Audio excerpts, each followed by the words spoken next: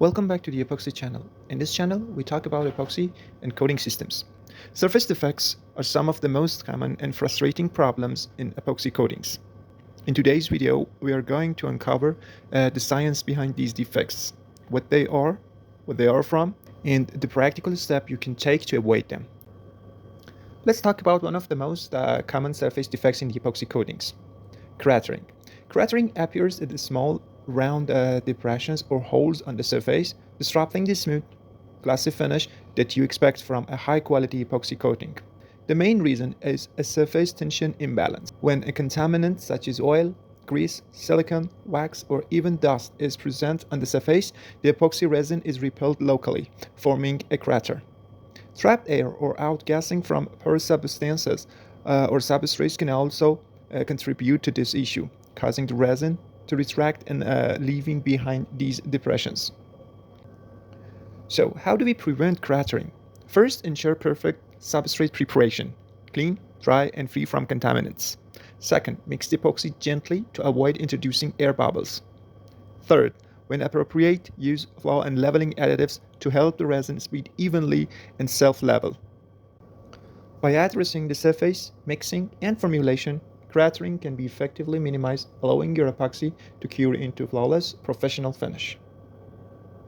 Next, let's look at another common epoxy surface defect, fisheyes. Fisheyes appear as small circular rings or spots on the surface of the cured coating. Unlike cratering, which can be irregular, fisheyes are typically perfectly round and clearly defined. So, the main culprit is low surface energy contamination. Substances like silicone oils, mold release agents, or wax residues create spots where the epoxy cannot wet the surface properly. The resin retracts from these spots, forming the circular defects we call fisheyes. Air bubbles can also play a role, but contamination is usually the dominant factor. How can we prevent fisheyes? First, truly clean the substrate to remove oil, wax, or silicone residues. Avoid contact with contaminated tools, rags, or spray equipment. Second, control the resins and additive formulations. Avoid introducing unwanted silicone or incomplete flow agents. Finally, apply the epoxy carefully, ensuring smooth preparing and proper wetting. When you control both surface and formulation, fisheyes can be effectively eliminated, leaving a uniform, flawless coating. For comparison, you can see visuals of crater and fisheyes in this photo. Now let's discuss pinholes, another common defect in epoxy coatings. Pinholes are tiny, round holes scattered across the surface, often prepared like a collection of small dots. The main reasons are trapped air, outgassing, or solvent evaporation. During mixing or application, air can become entrapped in the epoxy. And porous substances like wood, stone, or concrete, air or moisture can escape during curing, forming these tiny holes. Rapid solvent evaporation from the surface can also trap bubbles beneath a thin film, resulting in these pinholes. So how do we prevent pinholes? First, mix gently to minimize air entrapments and consider vacuum degassing before applications. Second, seal porous substances with a primer or base coat to reduce outgassing. Third, apply epoxy at a controlled temperature and avoid applying excessively thick layers, allowing air and solvent to escape before the surface sets. Next, let's talk about bubbles. Bubbles appear as small trapped pockets of air or gas within the epoxy layer, sometimes rising to the surface and creating imperfections in the cured coating. So why do bubbles form? The main causes are air entrapment during mixing, outgassing from porous substrates, or rapid solvent evaporation. When the epoxy is mixed too vigorously, air becomes incorporated into the resin. On substrates like stone, wood, or concrete, moisture or trapped air can escape during curing, forming these bubbles. High application temperatures or fast solvent evaporation can exacerbate the problem by creating gas pockets beneath a thin surface layer. How can we prevent bubbles? First, mix epoxy slowly and carefully to reduce air entrainment. Consider vacuum degassing before application if the system allows it. Second, prepare per substrate properly, using a sealer or a primer to limit outgassing. Third, apply epoxy in thin layers at controlled temperatures, giving trapped air a chance to escape before the casting sets. Now let's discuss Amine blush, a defect that often surprises epoxy users. Amine blush appears as a waxy, greasy, sometimes slightly shiny layer on the surface of a freshly cured epoxy coating. It may look like a powdery or sticky film also, and while it doesn't always affect the bark properties, it can interfere with the adhesion for subsequent layers. So why does almond blush form? This defect occurs when the almond curing agent reacts with the moisture and carbon dioxide in the air during curing. Aliphatic almonds especially are prone to these reactions under cold or humid conditions. The result is the formation of surface carbamates or salts which accumulate as a visible layer on the surface of epoxy. How can we prevent or remove almond blush? First, control environmental conditions during curing, keep humidity low and temperature moderate. Second, if blush appears, it can be removed by gentle washing with water, followed by a light sanding, ensuring that the surface is clean and dry before recoating. Choosing almond blush resistance formulation can also minimize the risk, especially in environments where humidity cannot be controlled. Now let's look at orange peel texture, a surface defect that gets its name because the cured epoxy looks similar to the rough, dimpled surface of an orange peel. Instead of smooth, glossy finish, the coating has a slightly bumpy or uneven texture. So why does orange peel occur? The main reasons are high resin viscosity, poor flow, and improper applications technique. If the epoxy is too thick, it cannot level out before curing. Rapid solvent evaporation or incorrect spray or roller technique can also prevent the resin from flowing evenly, leaving behind a textured surface. Environmental factors like low temperature can further slow leveling and exacerbate the problem. How can we prevent orange peel? First, adjust the viscosity of the epoxy using recommended flow or leveling agents. Second, apply the coating correctly using proper spray pressure, roller type, or blush technique. Third, control environmental conditions. Let's moderate temperature helps the epoxy flow and self-level before curing. Next, let's talk about wrinkling and skinning, a defect that often appears in freshly applied epoxy coatings. This defect shows a wrinkled or uneven surface, sometimes with a thin, semi-cured skin forming over the resin while the underlying layer is still wet. The result is a textured, irregular finish that can compromise appearance and the adhesion. Why does wrinkling occur? Wrinkling is usually caused by rapid surface curing combined with solvent or air entrainment. When the top layer of epoxy cures faster than the bottom layer, it forms a skin. If air or solvent tries to escape from the still wet underlayer, it can deform the skin, creating wrinkles. High temperatures, fast-reacting resins, or thick coatings can increase the risk. How can we prevent wrinkling or skinning? First, control the thickness of the applied layer, avoiding excessively thick coats. Second, manage environmental conditions. Moderate temperature and humidity help the coating cure uniformly. Third, use resins with appropriate curing speed for the conditions and consider slower reacting formulations or additives that promote uniform curing. Now let's discuss peeling, also called delamination, a serious defect where the epoxy coating lifts or separates from the substrate, compromising both protection and appearance.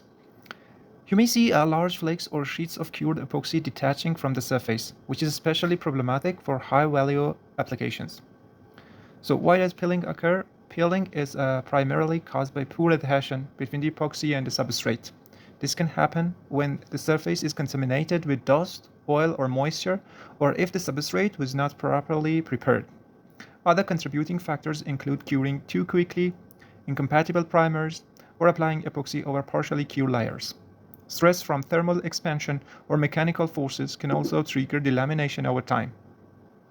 So how can we prevent peeling? First, truly clean and prepare the substrate, removing oil, dust, and moisture. Second, ensure correct primer or sealer selection for the substrate type. Third, follow the manufacturer's recommended curing schedule, avoiding rapid temperature changes or applying new layers too soon. Next, let's discuss yellowing, a defect where an epoxy coating changes colors over time, typically turning to a yellow or amber shade. While it may not affect the structural integrity of the coating, yellowing can be a major issue for aesthetic or high visibility application. Why does yellowing occur? The main causes are UV exposure, high temperatures, and certain curing agents. Aromatic structures in epoxy resins, like bisphenol A, are particularly prone to yellowing, when exposed to light or heat. Impurities, prolonged storage, or improper curing can accelerate the process. Even clear coatings can gradually develop a warm, yellow tint if not properly stabilized. How can we prevent yellowing? First, choose epoxy resins with UV stabilizers or aliphatic-based alternatives for top coats. Second, control curing and storage conditions in avoiding excessive heat or prolonged exposure to light before curing. Third, for high visibility applications, consider pigmented or clear protective top coats that filter UV light. Next, let's talk about tackiness, a defect where the epoxy coating feels tacky or gummy even after it should have cured. These can prevent proper handling, make the surface attract dust, and interfere with applying additional layers or subcoats. So why does tackiness occur? Tackiness usually results from incomplete curing. Common causes include incorrect resin to hardener ratio, low ambient temperature, high humidity, or thick coating that prevent heat dissipation. Sometimes the surface may cause faster than the underlying layer, leaving the epoxy soft and sticky. So how can we prevent tackiness? First, always measure and mix resin and hardener accurately according to the manufacturer's instructions. Second, control curing conditions. Maintain recommended temperature and humidity, and avoid rapid cooling or drafts. Third, apply epoxy in appropriate thicknesses. Allow heat and chemical reactions to fully cure the coating. Next, let's talk about crazing, also known as microcracking. Crazing appears as fine, hairline cracks or network of tiny fractures on the epoxy surface, often giving a cloudy or spiderweb-like appearance. Crazing can compromise mechanical strength and aesthetic quality. Why does crazing occur? The main causes are internal stresses, shrinkage, or chemical incompatibility. Rapid curing, excessive layer thickness, or differences in thermal expansion between the epoxy and the substrate can create tension within the coating and result thus. Exposure to solvents or incompatible chemicals can also initiate microcracks. How can we prevent crazing? First, apply epoxy in controlled thicknesses and allow proper cure time to reduce internal stresses. Second, choose compatible substrate and materials, avoiding chemical interactions that may cause cracking. Third, control environment conditions. Maintain moderate temperature and avoid rapid temperature changes during curing. Now, let's discuss the alligatoring, a severe surface defect in epoxy coatings. Alligatoring appears as a network of deep cracks resembling an alligator's skin, often spanning the entire coating. This not only affects appearance, but can compromise protective performance, allowing moisture or chemical to penetrate. Why does alligatoring occur? The main causes are overly thick layers, poor adhesion, or mismatched curing rates. If a top layer of epoxy cures faster than the underlying layer, internal stresses develop and lead to cracking. Environmental factors like rapid temperature changes or UV exposure can exacerbate the problem. Sometimes applying new layers over partially cured epoxy also triggers alligatoring. How can we prevent alligatoring? First, apply epoxy in controlled thicknesses, following manufacturer's guidelines. Second, ensure proper substrate preparation and adhesion, and avoid recoating too soon. Third, control curing conditions, maintain moderate temperature, and avoid rapid heating or cooling. Next, let's talk about blistering, a defect where the epoxy coating forms raised bubbles or domes on the surface, often trapping air, moisture, or gases underneath. These blisters not only ruin the smooth finish, but can also compromise the coating protective barrier. Why does blistering occur? The main causes are trapped moisture, air, or gases, either in the substrate or in the coating itself. On porous substrate like concrete or stone, moisture can vaporize during curing and push through the epoxy layer. Contaminants on the surface or improper application techniques can also trap air, forming blisters. How can we prevent blistering? First, thoroughly prepare and dry the substrate, removing moisture and contaminants. Second, apply epoxy in thin, even layer to allow trapped air or gases to escape. Third, control curing conditions, maintaining moderate temperature and avoiding rapid heating that can vaporize moisture too quickly. Next, let's discuss chalking, a defect where the epoxy coating gradually forms a fine, powdery layer on the surface. This often happens in outdoor and high UV applications, leaving the surface looking faded or worn, even though the bulk of the coating may still be intact. Why does chalking occur? Chalking is primarily caused by UV degradation of the resin or surface additives. Prolonged exposure to sunlight breaks down the polymer chains at the surface, generating tiny particles that are loosely bounded and can rub off. Environmental factors like rain, wind and temperature cycles can accelerate the process. How can we prevent choking? First, use UV-resistant epoxy formulations or top coats to protect the surface from sunlight. Second, incorporate stabilizers or pigment that absorb or block UV light. Third, maintain regular cleaning and maintenance, especially in exposed applications, to remove early signs of powdering before it worsens. Next, let's talk about seizing, a surface defect where the epoxy coating pulls away from the substrate in small patches, leaving tiny holes or bare spots. These result in an uneven appearance and can seriously compromise adhesion and protection. Why does seizing occur? The main causes are contaminated substrate, surface tension differences, or incompatible coating. Oil, grease, dust, or released agents on the substrate can prevent the epoxy from properly wetting the surface. Rapid solvent evaporation or applying epoxy over an incompatible previous coating can also trigger seizing. How can we prevent seizing? First, thoroughly clean and prepare the substrate, removing all contaminants. Second, ensure compatibility between successive layers of epoxy or primers. Third, apply the coating under recommended environmental conditions, avoiding high temperature or airflow at accelerated solvent evaporation. Let's discuss the rust loop, a defect where rust forms or appears on the surface of a freshly applied epoxy coating, often seen as reddish-brown spots or patches. This not only affects the appearance but can also compromise corrosion protection. So why does a rust bloom occur? Rust blooms happens when the moisture or contaminants are present on the metal substrate before or during epoxy applications. Even a thin layer of water, oil, or pre-existing corrosion can react with the metal, leading to rust and migrates through the epoxy layer. Inadequate surface preparation or prolonged exposure to humid conditions before curing increases this risk. How can we prevent rust bloom? First, truly clean and prepare the substrate, removing all rust, oil, and moisture. Techniques like sandblasting or mechanical abrasion are highly effective here. Second, apply epoxy primers promptly after surface preparation to protect against oxidation.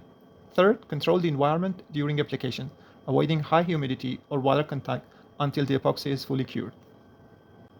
Next, let's discuss rust bleeding, a defect where rust from the metal substrate migrate through the epoxy coating, forming reddish-brown streaks or discoloration on the surface. This not only affects appearance, but also signals potential compromise in corrosion protection.